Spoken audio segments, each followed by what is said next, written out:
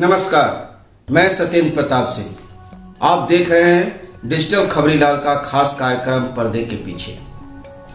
गौ तस्करी मामले में गिरफ्तार अनुव्रत मंडल उर्फ केस्टो 25 महीने 13 दिन बाद कल बीरभूम लौटे। उसके पहले सोमवार और मंगलवार की रात 2:30 बजे करीब उन्होंने दिल्ली से फ्लाइट ली और मंगलवार की सुबह पहले सुबह वह कोलकाता पहुंचे। वहां से वह गाड़ी से बीरभूम पहुंचे, जहां के वह दबंग व बाहुबली नेता माने जाते हैं। जब वो बीरभूम में एंटर किए, टीएमसी कार्यकर्ताओं और समर्थकों में उत्साह देखते बन रहा था। हरे गुलाल अबीर से और तृणमूल के झंडों से पूरा इलाका छाया हुआ था। घर के बाहर काफ़ी भीड़ थी जो उनसे मिलने आए हुए थे। अनुव्रत मंडल नीचे उतरे और सीधे अपने घर में गए और जाके अपने ऑफिस में बैठे। साथ में 2-3 लोग थे। उनकी बेटी सुकन्या मंडल भी थी, जिनकी भी जमानत अनुव्रत मंडल से पहले हुई थी। वह भी गौ तस्करी के मामले में पिता के साथ गिरफ्तार थी। आय से अधिक संपत्ति का मामला, जो कि उनके नाम पे भी कुछ संपत्तियां हैं, इस लिहाज से वह भी जेल में थी। उसके बाद लोगों का मिलने के लिए होड़ लगी। और मजे की बात तो यह है कि कल मुख्यमंत्री ममता बनर्जी ने बीरभूम में एक प्रशासनिक बैठक रखी थी और उम्मीद की जा रही थी कि अनुव्रत मंडल से उनकी मुलाकात होगी, लेकिन ऐसा हो नहीं सका। कुछ भी कारण रहा हो, कल ये बैठक नहीं हुई और न ही कोई बात हुई।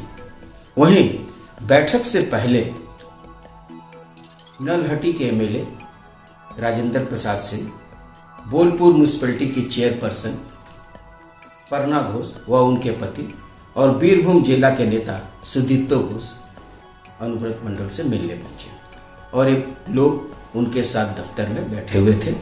इसके बाद हालांकि इन लोगों के बीच बातचीत चल रही थी और उस दरमियान अनुव्रत मंडल एक बार इस कदर भावुक हो गए कि वह जोर जोर से रोने भी लगे और लोग उनको दिलासा भी दिए, सब ठीक हो जाएगा। और उसके बाद वह कुछ देर बाद नॉर्मल हुए और सामान्य हुए।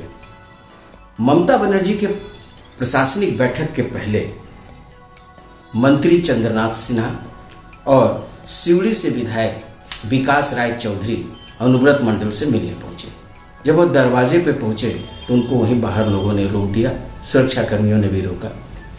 वो मिलना चाह रहे थे, लेकिन अनुव्रत मंडल ने साफ मना कर दिया कि आने की इजाज़त नहीं दी जाए और ये लोग बहरंग वापस लौट गए।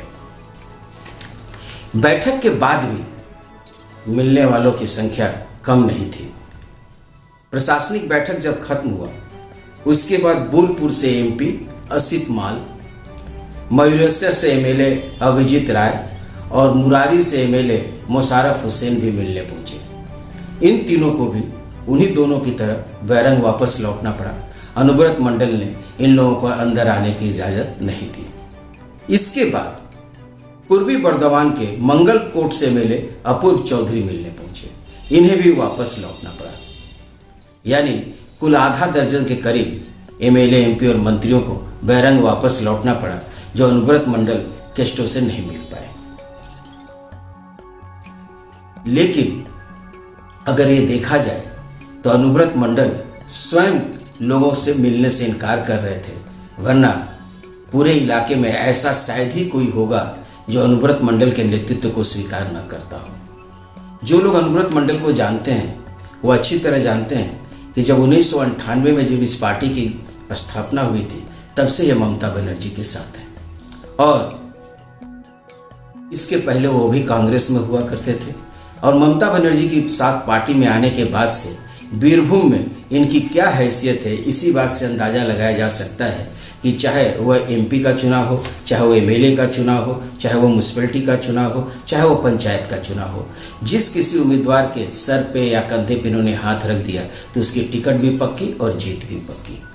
इनका संगठन और पार्टी में इस कदर इनकी पकड़ है, किसी से अंदाज़ा लगाया जा सकता है कि ये जेल में थे तब भी 2014 के लोकसभा चुनाव में पार्टी का प्रदर्शन काफ़ी शानदार रहा है। सीटें तो जीती ही हैं, साथ ही जीत की मार्जिन भी काफ़ी बढ़ी है।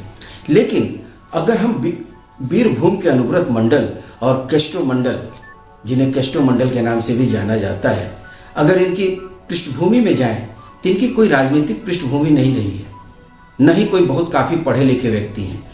इन्हें जानने वाले बताते हैं कि ये मछली बाजार में मछली बेचा करते थे और इनके पिता की एक किराने की दुकान हुआ करती थी। बहुत सामान्य व्यक्ति हुआ करते थे और साधारण परिवार से आए हुए केस्टो मंडल आज बीरभूम में वह हैसियत रखते हैं जो किसी भी नेता को इनसे देखकर ईर्ष्या हो सकती है।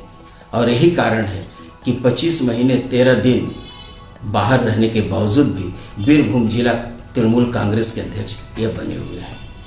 जहाँ तक पार्टी में इनके विरोध का सवाल है तो सिर्फ एक व्यक्ति को गिना जा सकता है जो नानूर से ही है और जिला परिषद के अध्यक्ष हैं काजल शेख।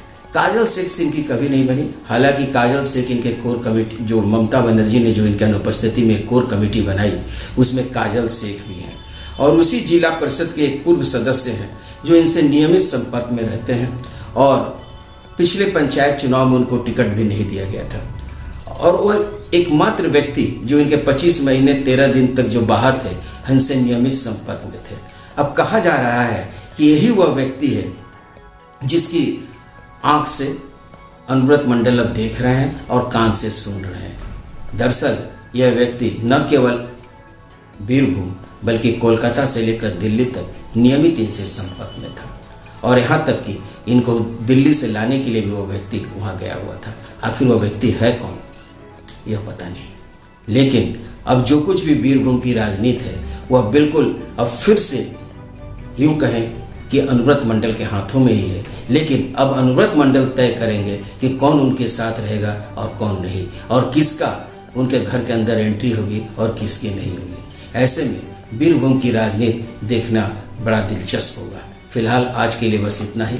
कल फिर मिलते हैं इसी समय पर्दे के पीछे।